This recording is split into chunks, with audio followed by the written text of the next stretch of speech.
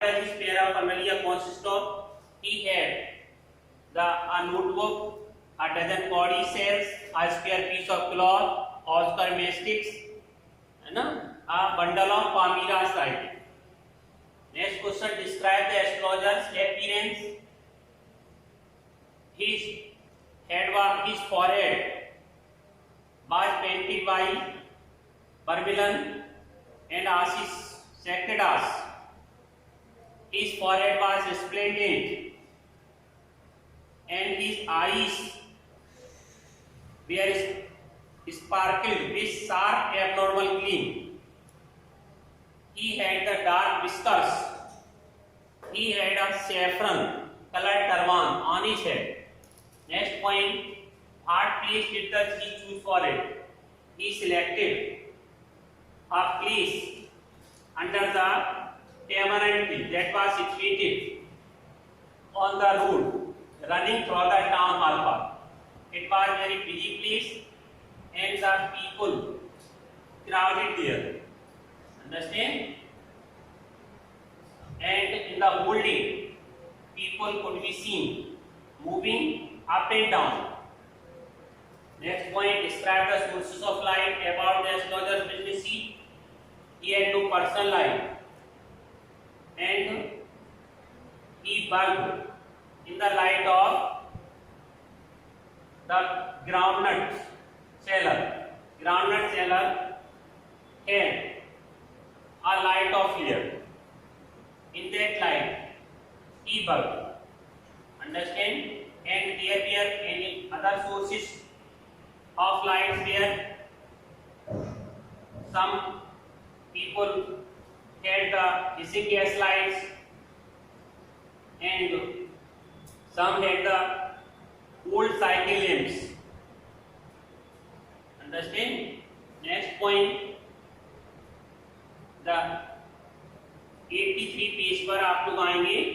A considerable portion of this crowd daily before, लगभग 8वीं या 9वीं लाइन में होगा. A considerable portion of this crowd, अत्यधिक इस भीड़ का हिस्सा daily before the astrologer, astrologer ज्योतिषी के पास भी एकत्रित बना रहता था. द एस्ट्रोलॉजर ट्रांसैक्टेड, एस्ट्रोलॉजर जो अपना काम चलाया करता था, इस बिजनेस अपना व्यापार by the light of clear lamp. Clear means lamp, lamp की रोशनी में. Which cracked and smoked up above the ground ठीक नियर बाई. पास में जो मूंगफली का ढेर था उसके ऊपर जो भी एक तरह से अंगारा आग का कुछ भी है ना रखा हुआ था, उसमें कड़ाके की आवाज आती थी, धुआं निकलता था. उसी से ग्राउंडनट सेलर भी काम चलाता था, ये भी उसके बगल बैठा अपना बिजनेस चलाता था. Half the enchantment of the place, उस स्थान की जो आकर्षण था, मुग्धता थी, was due to the fact, इस कारण से थी, due to the fact that it did not have the benefit of municipal lighting, कि यहाँ पर नगर पालिका कोई रोशनी का लाभ नहीं था. The place was lit up by shop light, यह स्थान दुकानों की रोशनी से जगमगाता था. वन और two had hissing gas light, एक या दो लोगों के पास हिसिंग सिसकारने वाली, फुफकारने वाली लाइट थी. सम हैड नेक्ड फ्लेयर्स, और कुछ लोगों के पास बिना ढके हुए लैम्प थी. स्टक ऑन द पोल, जो खम्भों पर पोल पर टांगे हुए थे. Some were lit up by old cycle lamp, और कुछ लोग कुछ स्थान या कुछ lit up by the old cycle lamp. Old cycle lamp एक तरह से चक्र है ना, साइकिल. तो यहाँ पर आप लोग देख रहे होंगे कुछ लैम्प होते थे, साइकिल लैम्प पुराने ढंग के, उनसे स्थान जगमगाता था. एंड वन और टू लाइक द एस्ट्रोलॉजर्स, और एक या दो ऐसे थे एस्ट्रोलॉजर जैसे जो manage without light of their own, जो अपना स्वयं का काम बिना किसी स्वयं की लाइट के ही अपना काम चलाया करते थे. It was bewildering criss cross of the light, bewildering एक तरह से हैरान कर देने वाली, क्रिस क्रॉस चलती फिरती आड़ी तिरछी है ना, ऑफ लाइट जो रोशनी हुआ करती थी. रेस पेड़े रोशनी की, वाहन रोड से आते जाते होंगे तो लाइट भी आती जाती, मूविंग क्रिस क्रॉस लाइट थी. मूविंग शैडोज, कहीं भी लाइट फिर छाया, कहीं लाइट फिर छाया, इस तरह बेविल्डिंग क्रॉस ऑफ द लाइट थी. This situated the astrologer very well, और ये बात एस्ट्रोलजर के लिए बहुत सूट करती थी, फॉर द सिंपल रीजन, कारण ये था that he had not in the least intended to be an astrologer, क्योंकि वह इंटेंटेड इरादा करना, लीस्ट बिल्कुल भी, टू बी एन एस्ट्रोलजर, दोषी बनने का उसका बिल्कुल भी कभी इरादा ही नहीं किया था। वेरी बिगिन लाइफ, जब उसने अपना जीवन शुरू किया था, and he knew no more of what was going to happen, और वो ये भी नहीं जानता था कि अगले क्षण घटित क्या होने जा रहा है, उसे जरा सा भी ज्ञान नहीं था। टू इंस्टेंट नेक्स्ट मिनट, अगले मिनट क्या होने जा रहा है उसे जरा सा भी ज्ञान नहीं था। He was as much a stranger to the stars, और वह जो ग्रह नक्षत्र होते हैं उनके बारे में बिल्कुल अपरिचित था। As here is innocent customer, जैसे कि उसके भूले वाले ग्राहक थे अजनबी नक्षत्रों के बारे में, सेम वैसे वो भी था। Yet he said things, लेकिन फिर भी वो बातें बताया करता था which pleased and astonished everyone, जो हर एक को खुश कर देती थी, आश्चर्य में डाल देती थी। Question is given on the green board. How did the astrologer please and astonish his customer? किस प्रकार जोशी अपने ग्राहकों को, है ना, आश्चर्यचकित कर देता था, खुश कर देता था। उत्तर आने वाला है, देखेंगे आप लोग क्यों खुश कर देता था, कैसे आश्चर्य में डाल देता था। That was more a matter of study, ये क्या कारण था, स्टडी अध्ययन का, प्रैक्टिस अभ्यास का, एंड श्रूड गेसवर्क और चातुर्यपूर्ण अनुमान लगाने का उसके पास बहुत अच्छा स्टडी, प्रैक्टिस एंड श्रूड। तो due to the study, practice and shrewd guesswork he astrologer pleased and astonished his customers. Understand. इसके बाद आप लोग देखें, ऑल द सेम, फिर भी it was as much an honest pence lever, और सारे दिन काम करता था, तो it was as much an honest lever. तो क्या कहा मैंने कि ये जितना भी कमाता था एक ईमानदार व्यक्ति के परिश्रम की तरह, जितना एक ईमानदार व्यक्ति कमाएगा परिश्रम करके उतना कमाता था।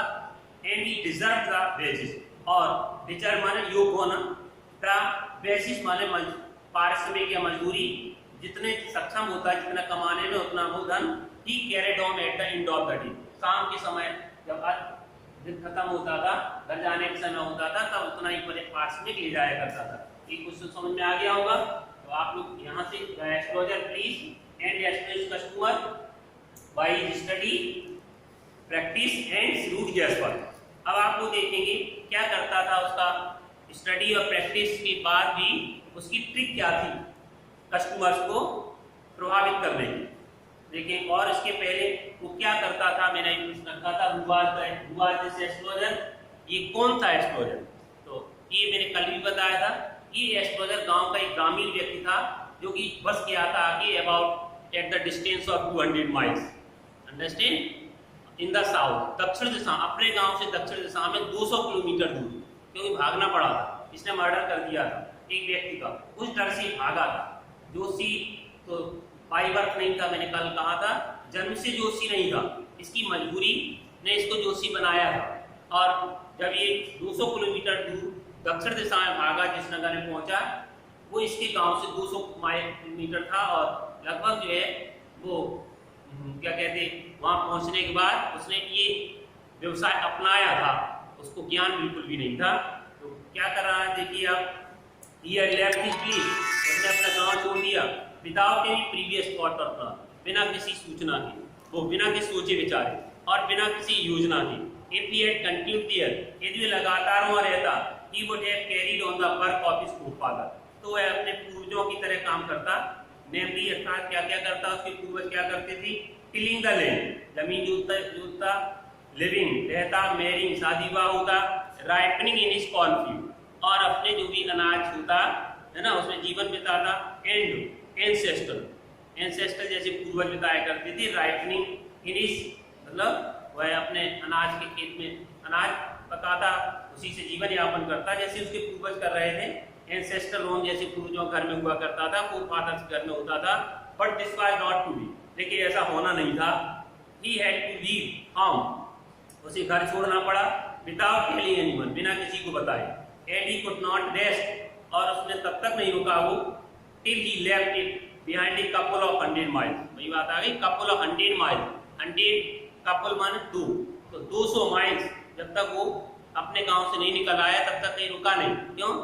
He was afraid of He was afraid because he thought that if he would be recognized, if he would be caught, है ना, he would be punished because he murdered a man, he pushed a man into a well, है ना।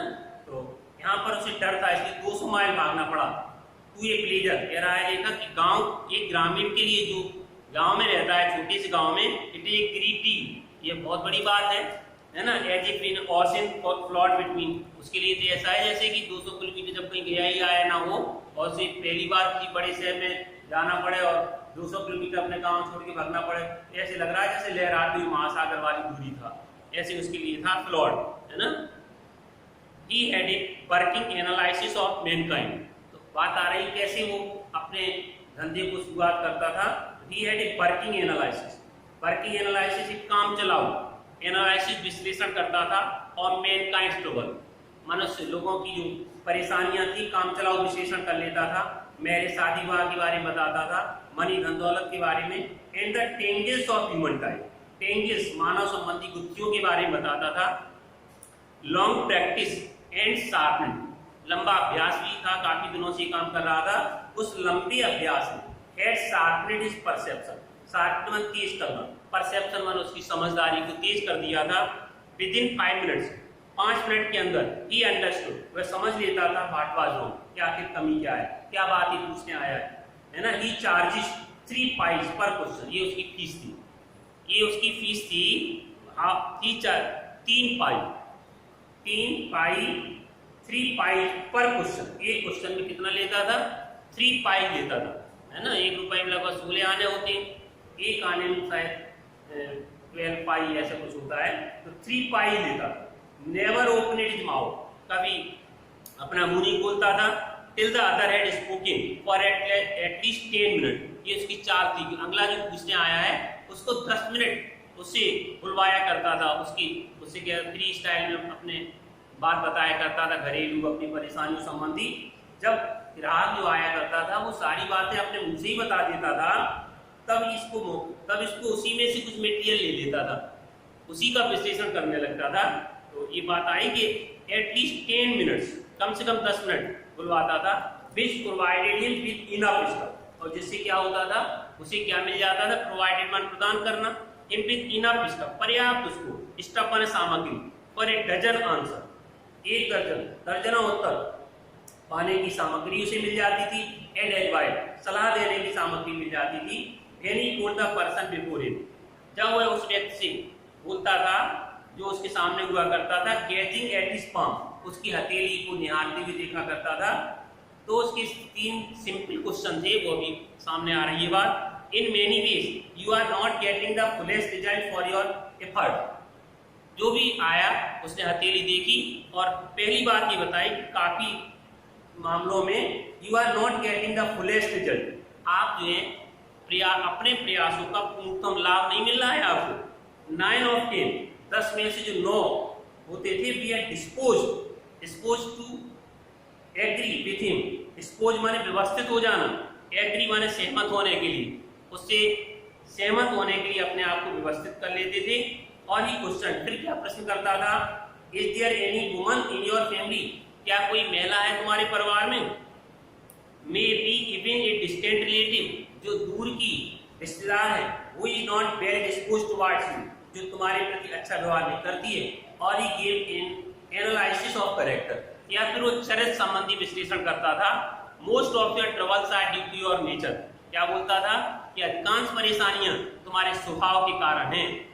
How can you be otherwise, कर भी क्या सकते हो, otherwise with settle really, जहां पर शनि हो वहां हम कर भी क्या सकते हो। यू हैव एन इम्पेचुअल, जल्दबाजी नेचर, उसका जो जल्दबाजी का नेचर था। और ए रफ एक्सटीरियर, और बाहर थोड़ा कहता था कि तुम्हारे जल्दबाजी का नेचर है और भद्दा, थोड़ा बाहर से भद्दे लगते हो, थोड़ा रफ लगते हो। दिस इंडियड मीन्स होता है प्रेमी बना देना, him to their hearts immediately, ये बातें नॉर्मली हर ग्राहक को उसका एक प्रेमी बना देती थी, सब लोग उसे पसंद करने लग जाते थे।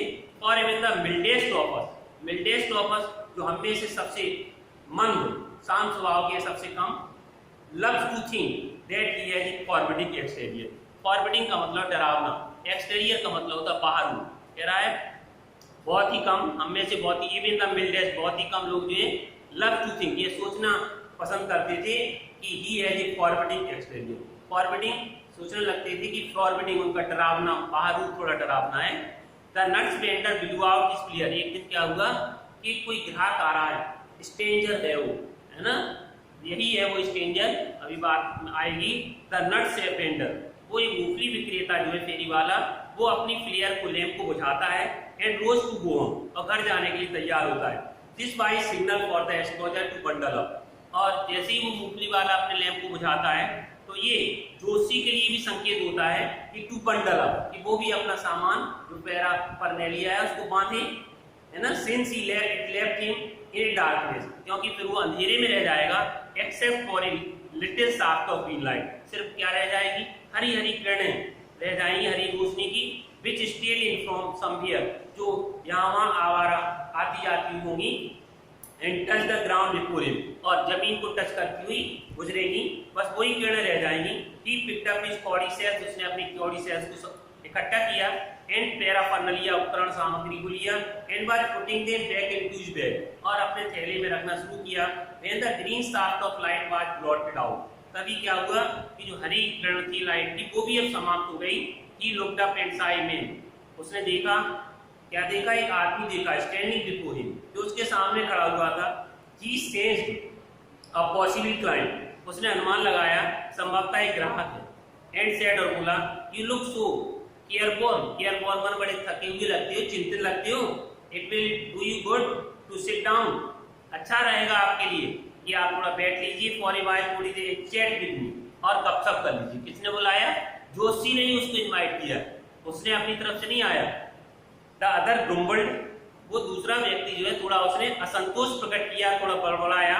सम रिप्लाई वॉगली, और कुछ जवाब भी अस्पष्ट तौर से दिया, क्योंकि वो जो आया हुआ व्यक्ति है, अंधेरा भी होने लगा है, और वो व्यक्ति कौन है, वो वही व्यक्ति है जो ये व्यक्ति कुएं में धकेल के आया था, वो मरा नहीं था, वो जीवित था, और वो इसी की तलाश कर रहा था जो एस्ट्रोलजर है, लेकिन वो अंधकार की वजह से उसको पहचान नहीं पाएगा, ठीक है, देखिएगा, लेकिन एस्ट्रोलजर उसको पहचान लेगा, अभी बात आगे आने वाली है। तो दूसरा व्यक्ति बैठ गया, जब से उसको बुलाया, एस्ट्रोलजर प्रेस्ड इनवाइटेशन, तो जोशी ने अभी बैठा नहीं, उसे बुड़वाया कुछ, है ना, तो एस्ट्रोलजर ने उसको फिर आमंत्रण के लिए दबाव डाला, आइए आप। Here upon the other thrust his palm under his room, तब तक जो दूसरा वाला जो आया था, थ्रस्ट कोई अजनबी, थ्रस्ट मान ठूसना, अपनी हथेली को अंडर हिज रूम, उसकी नाक के नीचे उसने पुश कर दिया, से कहा, यू कॉल योरसेल्फ एन एस्ट्रोलजर, उसे चैलेंज किया, क्या आप अपने आप को जोशी कहते हो। द एस्ट्रोलजर फेल्ट चैलेंज, जोशी को भी चैलेंज लगा, चुनौती लगी, एंड सेड, टिल्टिंग, तिरछी करना, ऐसी हथेली को तिरछी करते हुए, the other palm toward the green shaft light, green, वो पीनट सेलर जो था, जो ग्राउंडनट सेलर था, वो तो चला गया था, अब कोई देर बाद नो पर्सनल लाइट, उसके पास व्यक्तिगत लाइट नहीं थी, बस वही ग्रीन रेज आ रही थी उन्हीं की तरफ को, ऐसे हथेली की, और टिल्टिंग माने तिरछी करना। दूसरे आदमी जो आया है स्ट्रेंजर, उसकी हथेली को तिरछा किया, toward the green shaft of light, जो रोशनी की तरफ को, हरी हरी किरणों की तरफ। इसके पास तीन ही क्वेश्चन थे। पहला क्वेश्चन क्या था, आपको पता है, क्या you are not getting the fullest result for your effort. दूसरा क्वेश्चन क्या करता था, is there any woman in your family, may very distant relative who is not well disposed towards you. और थर्ड क्वेश्चन ये था, most of your troubles are due to your nature. ये तीन question के अलावा उसको ज्ञान नहीं था, फर्स्ट बिगिनिंग क्वेश्चन यही थे, तो यही उसने शुरुआत की। क्या किया, बोले योर से ये नेचर, बोले स्वभाव के बारे में बताने लगा जोशी। ओ स्टॉप, वो स्ट्रेंजर जो आया है उसे स्वभाव की जानकारी नहीं चाहिए, वो तो एक ही लक्ष्य है उसका, क्या, दुश्मन की तलाश। उसने कहा रुक जाइए, द अदर साइड, दूसरा रुकिए, टेल मी समथिंग वर्थवाइल, मुझे कुछ सार्थक चीजें बताओ, मुझे कुछ यथाशक्ति जो उचित चीजें हैं जिनकी मैं चाह कर रहा हूं जानने की, वो चीजें आप बताइए।